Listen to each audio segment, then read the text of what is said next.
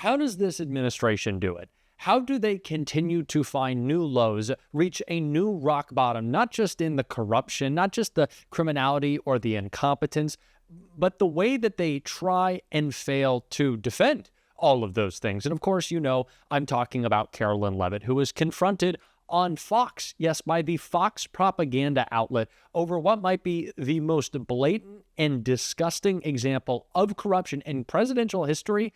And she did not succeed in trying to defend her boss. And you could even see that the Fox host was disappointed in her propagandizing. We're going to get into it all, just a complete mess. But before we do, if I could quickly ask you to leave a like on this video. And if you haven't already and you enjoy our channel, to hit that subscribe button. It goes a long way and it really does mean a lot to me. Now, before we get into Carolyn Leavitt being confronted and melting down on Fox, I want to start out with the perfect call out of this horrible corruption scandal from Chris Murphy right here. Well, let's be clear about what this trip is all about. This is President Trump's corruption tour of the Middle East. He is going to the Gulf in order to collect tribute. What's happening here is an extraordinary level of corruption. We shouldn't pretend this is business as usual. What the president is doing is giving countries like Saudi Arabia and UAE what they want. For Saudi Arabia, it's a civilian nuclear deal with the United States. For the UAE, it is taking some of the restrictions off of the way that semiconductors flow into that country. And in exchange, Trump is not asking for any benefit to the American people. He's not asking for any movement towards peace in the region. He's asking for cash. He's asking for cash payments. UAE is giving him that through this deal on cryptocurrency, in which they are paying, doing a big deal through Trump crypto. And of course, we just found out this weekend that Qatar is going to be giving Donald Trump a plane, apparently. Corruption has been at the center of Donald Trump's presidency. If he is not doing something to directly benefit himself, of course, he's doing something to indirectly benefit himself through Elon Musk, through his children, through his billionaire buddies. Serving billionaires is what this administration is fundamentally about. And it is very clear, both in the election and in his presidency, that Donald Trump can be bought. He can be purchased. He can be swayed, whether it's with $250 million to support his campaign or a $400 million palace jet in the sky. Like, what are we doing? Donald Trump is getting a palace, a palace, and we're pretending that something that will be given to him, sure, for his presidency, but really for him to keep after has no sway over him. Even Donald Trump can't even get through that lie. Has Qatar asked for anything in exchange for that $400 million luxury jumbo jet? And how can the American people be so sure that they will not in the future? Well, I think what happens with the plane is that, you know, we're very disappointed that it's taking Boeing so long to build a new Air Force One. You know, we have an Air Force One that's 40 years old. And if you take a look at that compared to the new plane of the equivalent, you know, stature at the time, it's not even the same ballgame. You look at some of the Arab countries and the planes they have parked alongside of the United States of America plane. It's like from a different planet. And it's close to 40 years old, might be more than 40 years old now. And we, when I first came in, I signed an order to get it built. I took it over from the Obama administration. They had originally agreed. I got the price down much lower. And then when the election didn't exactly work out the way that it should have, a lot of work was not done on the plane because a lot of people didn't know. They made change orders that were so stupid, so ridiculous. And it ended up being a total mess, a real mess. And when I came back, I said, by the way, what's going on with the Boeings that are coming in? Well, sir, they're way behind. And they are. They're way behind. They were way behind. Another mess that I inherited from Biden. He's not even trying at this point. He's not even trying to defend it. He just thinks that if he states it openly and clearly, something that Senator Murphy has talked about a lot, that this administration thinks that they can get away with their corruption because they're doing it out in the open, then it'll all be fine. No one will care. If they're blatant enough, we won't pay attention. We won't, raise alarms over it.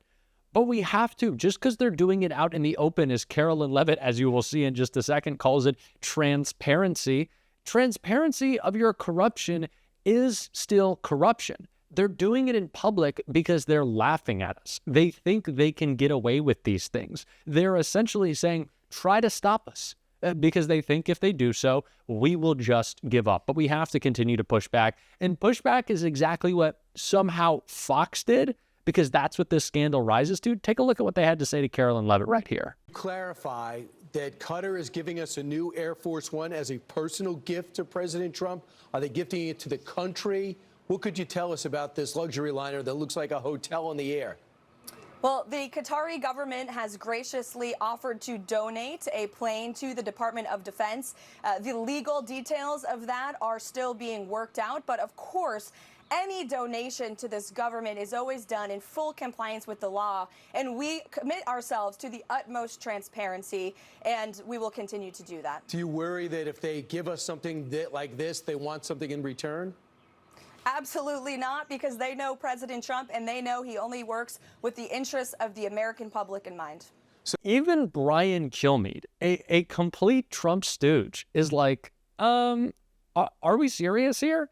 Don't they expect something in return? And obviously what they do. And this idea that it is a gift to our government and that excuses it, first of all, is ridiculous. Secondly, they do have to refit the plane, right? It's going to take time to make sure that that plane can actually serve as Air Force One, that it is technologically equipped to do so. And that will take time. So it's not like Donald Trump is boarding it tomorrow. No, this will take time. This will take effort. This will take taxpayer dollars.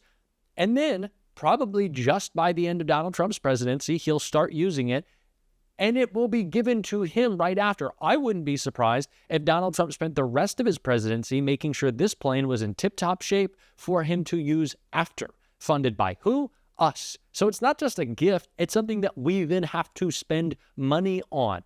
And Carolyn Leavitt trying to argue, well, all the legalese, those will be looked over to make sure everything's in good shape. By who? Pam Bondi?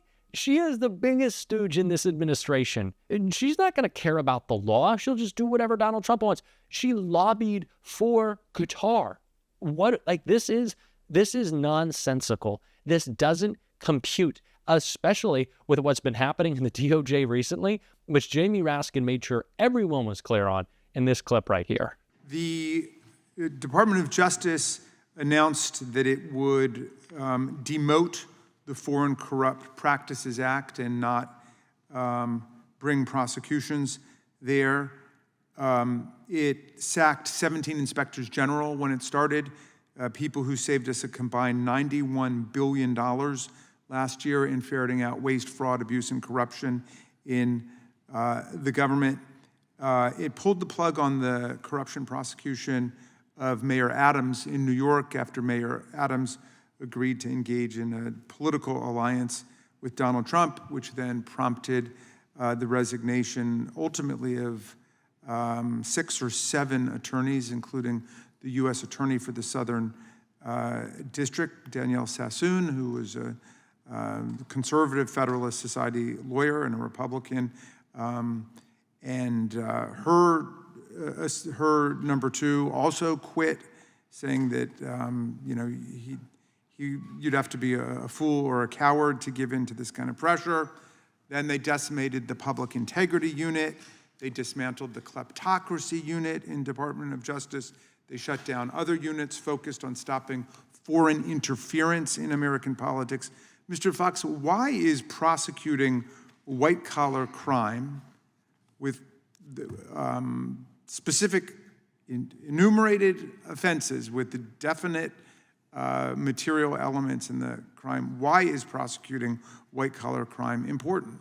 Yeah, so I looked, it seems like there's about maybe 7% or give or take of crimes that DOJ prosecutes. It seems like that will fall under the white-collar category.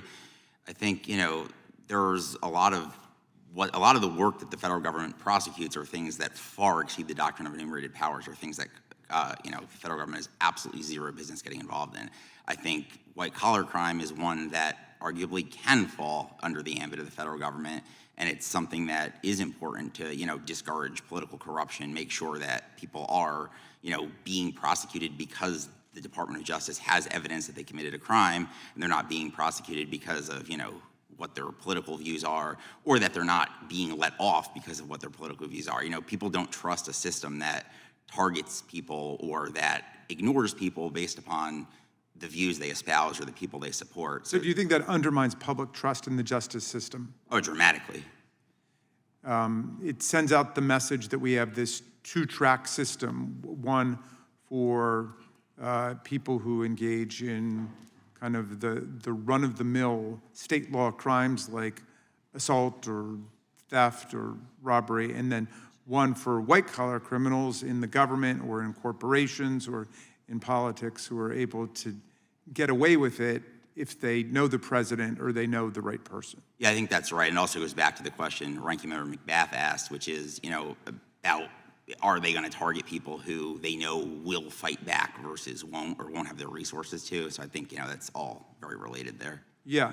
Have you studied the whole question of whether there is systematic inclusion of a mens rea requirement, so we're not putting people in jail for most regulatory offenses? Yeah, so a lot of regulatory offenses, and frankly also a lot of statutory crimes, don't include a mens rea. The theft charge that I talked about before in the Moore and Mansell case, if I were to take Mr. Conapara's water bottle and give it to Professor Turley, we're on federal property, technically I could be charged.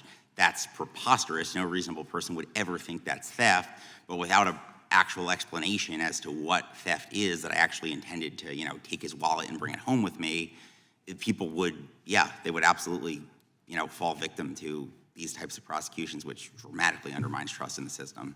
Yeah, I understand that the chairman and I think Ms. McBath have this Count the Crimes Act, which suggests that we don't even know how many crimes we have. Pam Bondi is not our attorney general. Pam Bondi is an extension of Donald Trump's weaponization of the legal system to benefit himself and attack his enemies. Pam Bondi doesn't do a job. Pam Bondi's job is to go on Fox. Did you ever see Merrick Garland once during all of Joe Biden's presidency go on MSNBC? Was he like chopping it up with Brian Tyler Cohen on his show? Was he hanging out with the folks at Midas Touch? Like, no. And imagine if he was. Like, the right would have lost their minds. And Pam Bondi, like, essentially has her own show on the president's propaganda network, and it's totally fine as she rips apart the DOJ for his benefit. I don't even know how much more hair on fire we can be at this point. It is so blatant. And again, that is the point. That is the point. It is terrifying, but it just means we have to call it out that much more, which is what we're doing on this show every single day. And if you want to support that, as always, you can hit that subscribe button, leave a like on this video, and if you stuck around to the end, drop a blue heart in the comments. And until next time, I'll see you soon.